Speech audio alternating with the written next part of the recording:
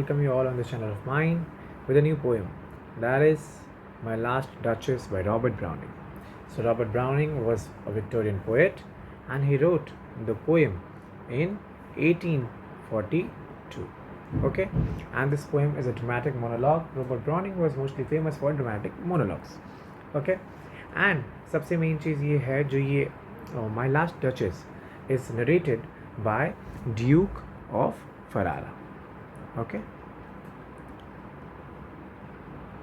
सो जो ये पोएम है वो बेसिकली ये है कि ये जो ड्यूक ऑफ फरारा है इनके कुछ गेस्ट्स आए हैं और वो अपने लास्ट डचेस के पेंटिंग के बारे में उनको बता रहे हैं. Okay, secondly we will come to know कि यहाँ पे last duchess is not like कि नंबर्स में जो लास्ट डचेस है. Here last duchess means the wife of the duke has died.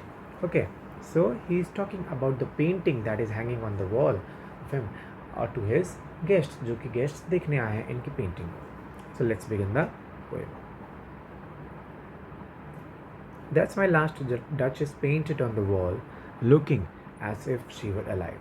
तो अब अपने गेस्ट्स को दिखाते हैं कि देखिए वही वो पेंटिंग है मेरी लास्ट डचेस का और वो इतने अच्छे से इतने क्लियर वर्जन की तरह से बना हुआ है कि उसको देखते ही लगता है कि वो उसमें जो इंसान है वो एकदम जिंदा है. It was alive. I call that piece a wonder and of course that's a wonderful piece of art. Now Fra Pandolf. So now here Fra Pandolf is the painter. Okay, so he is the painter who has painted this portrait of the last Duchess of Duke of Ferrara. Okay, worked busily and there she stands. Will it please you sit and look at her, I said, Fra Pandolf by design, for never read strangers like you that pictured countenance. Countenance means questions. So now here it is, he's talking about the painter now, whose name is Fra Pandolf.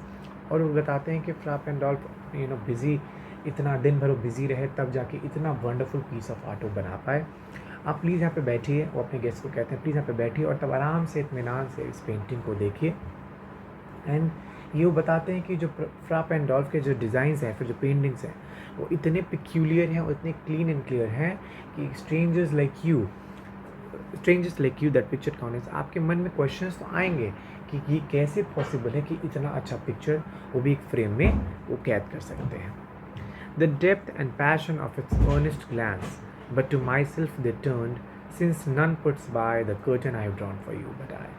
सो यहाँ पे basically we can also see the jealousy या फिर कहते हैं ना कि वो dominance of husbands in marriage, जहाँ पे बताते हैं कि पेंटिंग के आगे एक कर्टन है, वो कर्टन को हटाने का हक या हटाने का राइट सिर्फ ड्यूक ऑफ फरारा को ही है, मीन्स उनके हस्बैंड का ही है, कोई और उस कर्टन को हटाता ही नहीं है.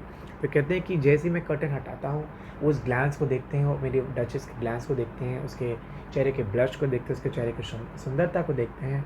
And they also glance at me and seemed as they would ask me if they durst. So now here durst means dare. Okay, so here durst means dare. How such a glance came there. तो कहते हैं कि जैसे वो लोग glans को देखते हैं, जैसे सुंदरता को देखते हैं, वो ब्लश को देखते हैं, शाइन को देखते हैं, तो कहते हैं कि उनके मन में यही आता है कि अगर वो डेयर कर सकते, अगर उनकी हिम्मत होती मुझसे पूछने की तो ज़रूर पूछ सकते कि how such a glance came there, कि इतना अच्छा ग्लैंस, इतना अच्छा ग्लो उनके चेहरे पे आया कैसे. So not the first are you to turn and ask this. पर वो कहते हैं जो हमारे नरेटर हैं वो कहते हैं गेस्ट से कि आप पहले नहीं हैं. जिसने भी इस पिक्चर को देखा यही कहा कि इतना सुंदर चेहरा, इतना प्यारा ग्लो, इतना ब्लश, ये कैसे पॉसिबल है पिक्चर में. Sir it was not her husband's presence only called that spot. तो यहाँ पे हम लोग ओनली पे फोकस करेंगे, विच शोज़ कि ये बताना चाहते हैं एक तरह से अपने आप को, अपनी वाइफ को यहाँ पे डिस्ग्रेस भी कर रहे हैं कि वो इतनी भी अच्छी नहीं थी, इतनी लॉयल या फेथफुल वाइफ नहीं थी कि मतलब सिर्फ मेरे प्रेजेंस से वो ब्लश करने लगे. यहाँ पे वो एक तरह से उनके लॉयल्टी पे शक करें, कैरेक्टर पे शक करें. We can say that because he wants to say कि वो सिर्फ हस्बैंड को देख के खुश नहीं होती थी, वो किसी को भी देख के खुश हो जाती थी, which will read further as well.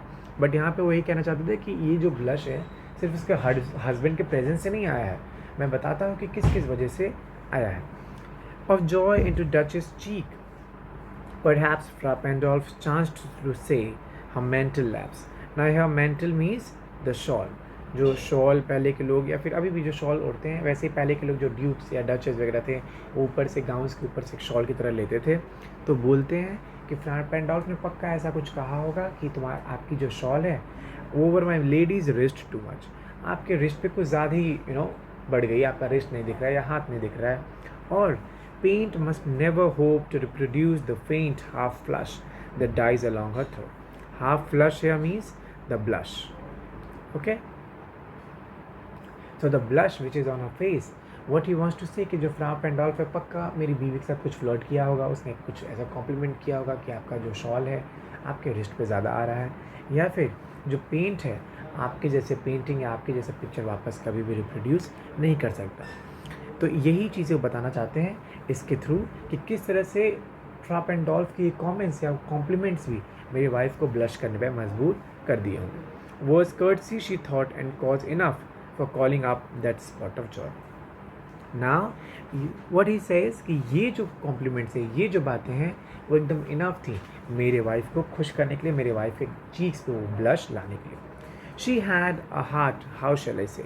अब यहाँ पे सबसे मेन बात यही आती है कि ये जो नरेटर है ड्यूक ऑफ फरारा, ही वो एक तरफ से अपने वाइफ को डिसग्रेस करना चाहते हैं but in a nice manner, ताकि ये अपने आप को एक डोमिनेंट हस्बैंड या फिर सबमिसिव वाइफ उसको प्रेजेंट ना कर सके.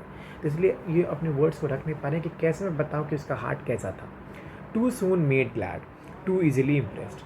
मतलब वो दिल की इतनी वो थी, इमोशनल थी या फिर ऐसा थी कि तुरंत किसी भी चीज़ से उसको खुशी मिल जाती थी, किसी भी चीज़ से इम्प्रेस हो जाती थी. उसके लिए आपको हार्ड वर्क या एफर्ट्स लगाने की ज़रूरत है ही नहीं, और बहुत ही नॉर्मल और बहुत ही छोटे से छोटे चीज़ के लिए भी वो बहुत ही ज़्यादा इम्प्रेस और बहुत ज़्यादा खुश हो जाती थी.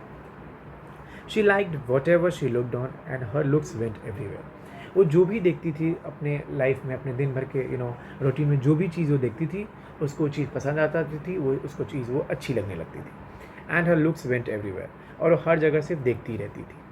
So it was all one, my favour at her breast, the dropping of the daylight in the west. मतलब कि मैं उसके लिए कोई फेवर करूँ, वो सूर्य कहीं पे वेस्ट में सेटल डाउन हो रहा है. द बर्फ ऑफ चेरीज, सम ऑफिशियस फूल, कहीं चेरीज दिख रहे हैं, कहीं broke in the awkward for her the white mule, कहीं उसको वाइट म्यूल दिख गया. She road with round the terrace all and each would draw from her I like the approving speech. So these all lines represents how the smallest of the things of a life, of a day, can make her happy. Sorry, could make her happy. So he is giving the examples कि मैं उसके लिए कोई favour कर दूँ, या वो कभी सन को सेटलिंग होते हुए देख ले, या फिर कभी चेरीज़ को देख ले ऑकवर्ड में, या फिर वो वाइट म्यूल को देख ले, वो टेरिस पे दिन भर उसको लेके नाचती रहेगी. मतलब एकदम छोटी से छोटी चीज़ें भी उसको खुशी दे देती थी. This is what he wants to say over here.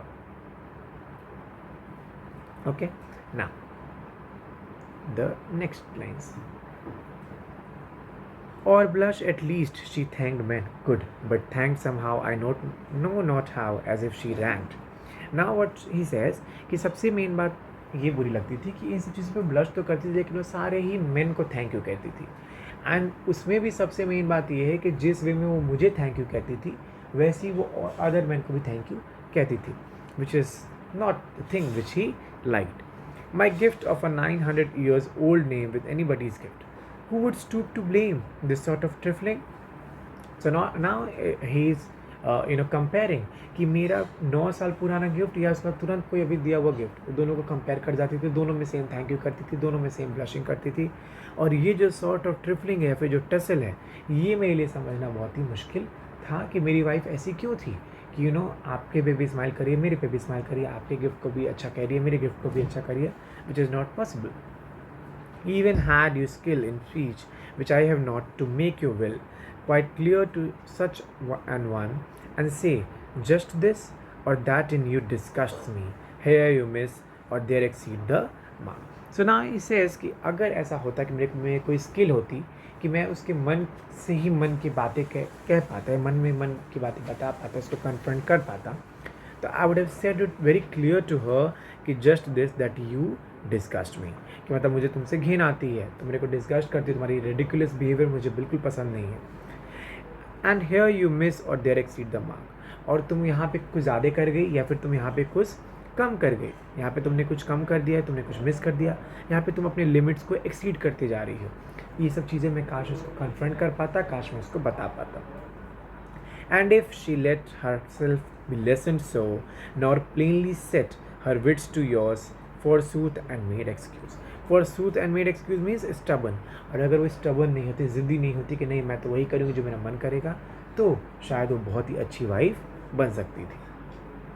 Even then would be some stooping, and I choose never to stoop. उसके बाद भी स्टूपिंग हो जाता कि मैं उसको बैग करके बता रहा हूँ कि प्लीज़ ये मत करो, हमारी इज्जत का सवाल है, वट एवर. लेकिन ये क्या है, एक स्टूपिंग लेवल है जो कि मैं स्टूप नहीं करना चाहता. मैं इतना नीचे नहीं गिर सकता, मैं इसको बेग नहीं कर सकता अपने आप को बदलने के लिए. Oh sir, she smiled, no doubt, whenever I passed her, but who passed without much the same smile. So ना शी सेइंग कि वो कोई भी मैं पास जब उसके पास करता था, उसके पास है तो स्माइल करती थी.